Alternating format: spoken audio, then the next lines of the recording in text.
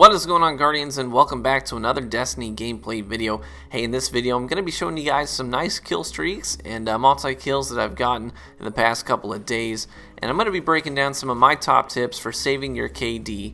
And obviously KD is not hugely important in terms of your overall stats, but in a particular game obviously you want to kill more than you die. Very first thing that I want to touch on is be aware. You should always be taking in information from the things around you, like the radar and the kill feed on the left side of the screen on your HUD. So I'm taking in information. That's what made me know I needed to push through this window, not stand up in it to challenge the guy in front of me, because I knew there was one behind me. And I wanted to challenge the guy that had just gunned down my teammate, because there's a good chance he was primed. He sure was. It only took 2 bullets to put him down. And then I can pull a 180 and challenge the guy that's chasing me and get him down as well. So you definitely want to be intentional about trying to take in information from all the tools that are given to you in this game, between your radar and your kill feed and your general HUD. It indicates to you where objective points are, where your teammates are, and I know that that sounds like really skin deep, like of course, but there's a difference between just seeing those things that are displayed and actually understanding them and actually taking in the info given to you there. So I knew this guy had just challenged my teammates. It gave me indication that, hey, now might be a good time to flank. I always try to put an enemy in between me and my teammates, and to do that I have to be aware of A, where my teammates are, B, where the enemy is, and C, what route I might be able to take to get around to him. So here I dropped a super to save my life because I really wanted to salvage this relic and I didn't want to go down, so I use a super, it regenerates my health, and then I challenge the other 2 guys as they try and make a move for the objective point to disarm it for points. So these are just one of my very basic things that are just going to really change the way that you play the game. Is not just seeing the information, but really understanding it. Another bit of advice I would give you is take the time to see what your opponents are using in terms of subclasses and supers, because that's going to dramatically change the way that you approach and engage them. So for example, if you are using a roaming super, you're going to want to look out for things like Fist of Havoc users and Nova Bomb users, anything that could potentially shut you down immediately, things that are designed to counter supers. So you're going to want to keep an eye on the box around their level indicator when you're looking at them, and look for that pulsing yellow light to tell you whether they have a super up and active or not. So if you're a blade dancer and you want to actually get a good amount of kills with your blade dance, with your arc blade, you're going to want to wait until the Titan is taken down or the Voidwalker is taken down and then activate it, or you're going to want to check and see if they've got their super active, and if they don't, hey, go ahead and pop it. But you could really cheat yourself out of some solid kills if you go ahead and activate that recklessly and push in without taking the time to take in the information around you, telling you that there's danger that could potentially shut down your roaming super. So make sure that you do take the time to look at what your enemies are using. That's going to potentially save you some KD value. Next thing I would tell you is that there are times to play the hero and maybe go for a montage play if you've got like a double and you want to go ahead and go for the triple. But for the most part, you really just want to avoid trying to be a warrior hero. You're going to end up breaking even a lot of times doing that. So make sure you take the time to pick your teammates up.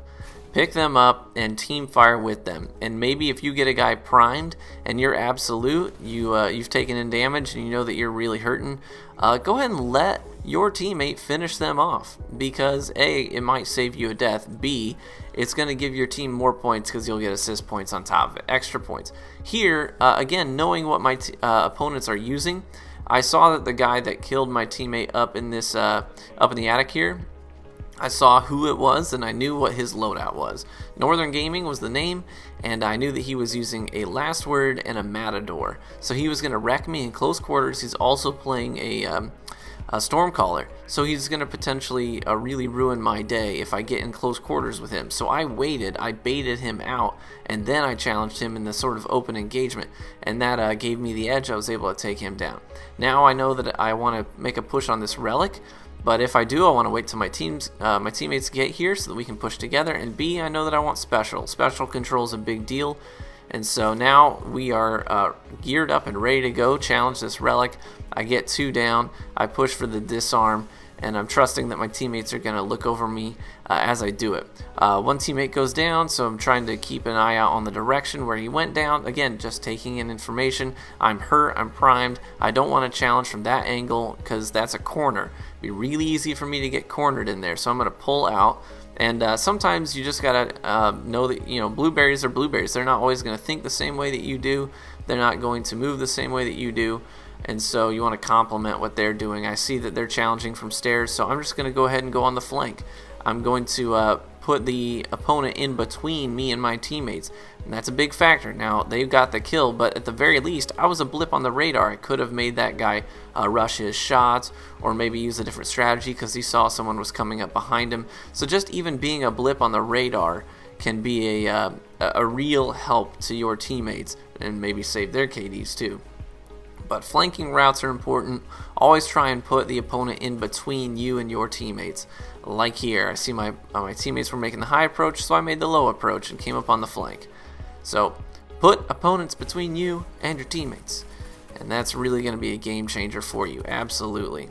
Also, know when to let a guy get away. We got 2 down here. This guy was in suicide tunnel and he runs, and I want to pursue, but then I'm like, you know what? No, I'm not gonna challenge alone.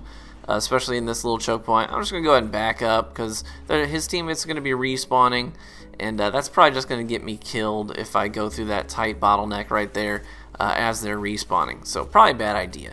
And then here I just make a high approach, make a flank approach on this guy as he's already focused on my teammate.